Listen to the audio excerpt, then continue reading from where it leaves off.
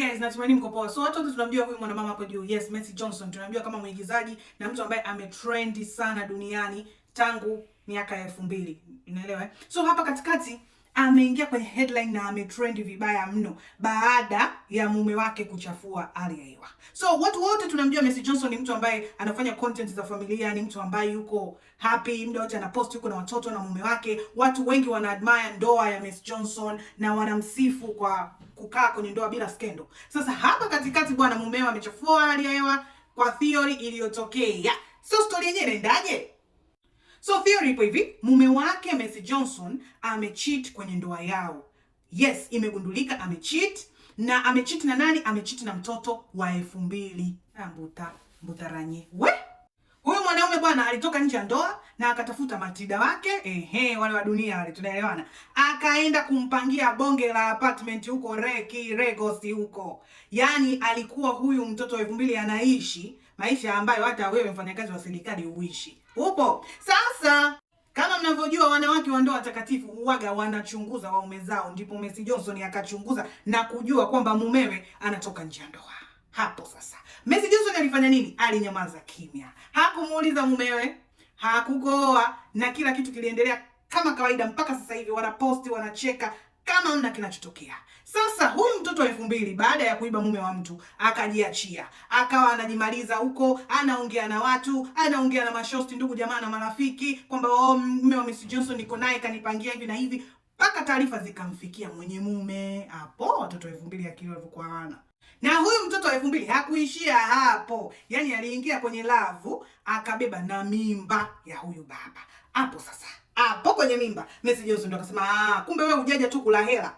Wewe umekuja kabisa kuvunja na ndoa yangu. Tulia nikufurahishe. Ndipo Mercy Johnson akaanza sasa kumfuatilia mienendo ya huyu mtoto wa 2000.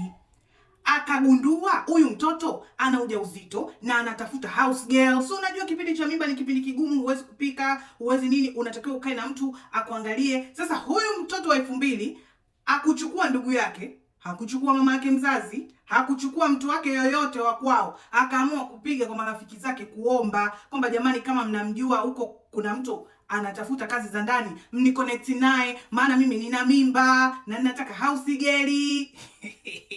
Mercy Johnson akatafuta house girl yeye mwenyewe na akamsukumezea kwa marafiki wa yule mtoto wa 2000. Na yule mtoto wa 2000 akapigiwa simu kwamba mfanyakazi huko kapatikana, kwa hiyo yupo. Akasema mleteni jamani, mleteni. Mfanyakazi kafika pale, kaka anafanya usafi, anapika na pakua. Hawajakaa sana, mimba imetoka. So inavyosemekana according kwa mtoto wa 2000 ni kwamba yule mfanyakazi anamwekea vitu kwenye chakula ili mimba yake itoke, na kweli alifanikiwa kutoa mimba ya huyo mtoto na akamfukuza yule msichana. Lakini sasa huyu mtoto wa 2000 akaenda kumwambia mumewe Mercy Johnson kwamba kumbe huyu mfanyakazi hajaja tu kutoka kwenye mikono ya marafiki zangu, ametoka kwa mke wako. Kwa hiyo mke wako anajua kuhusu sisi, na hata hii mimba kutoka ni kwamba yule mfanyakazi aliitwa pale na mkeo ili aniwekewe vitu mimba itoke. We Mercy Johnson, we kiboko. Yule mwanababa kupokea hizo taarifa kutoka kwa mchepuko kwamba mke wake anajua kila kinachoendelea na yeye ndio sababu ya mimba ya yule mtoto kutoka, mwanababa akasema kuanzia leo mimi na wewe basi. Mtoto wa 2000 dodo liliishia pale. Mwanaume alivyojua mke wake kajua, akasema tuachane kwa sababu hatuna chochote, mimi na wewe, mimba ishatoka, hatuna mtoto, fanya maisha yako nifanye maisha yangu. Kama mke wangu kajua, siwezi kuendelea kuwa na wewe. Sasa hizi story tumepataje? Hizi story yule mtoto wa 2000 ndo anaongea sasa na wenzie, anawaadizia kwamba Mercy Johnson kaua mtoto wangu, kanini. Sasa na watu nao wakayaleta huko kwa TikTokers wa Nigeria. TikTokers wa Nigeria nao hawana kaba, hawana koo, wakaileta mitandaoni. Ndio mambo yakaanza kusambaa. Mercy Johnson ana trend yeye na mume wake na familia yake hivyo. Sasa wa Nigeria according to hii story wanampa shout out nani? Mercy Johnson. Kwa sababu gani? Kwa sababu anasema kitu ulichokifanya ni kizito, hujafoka, hujapigana, lakini ulitumia akili. Kwa hiyo kila mtu sasa hivi Nigeria anamfurahia Mercy Johnson, anamwambia wewe umeweza, safi sana hivyo. Na ndio maana unaona trending zozote za mtu anayemwongelea Mercy Johnson zinaenda viral na watu wana comment positive kwamba safi sana, safi sana. Hakuna mtu ambaye yuko upande wa yule mchepuko.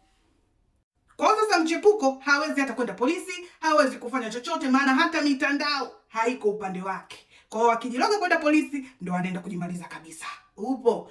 Hayo ndo yanayoendelea kwa huyu mama Mercy Johnson. Bye, see you next video.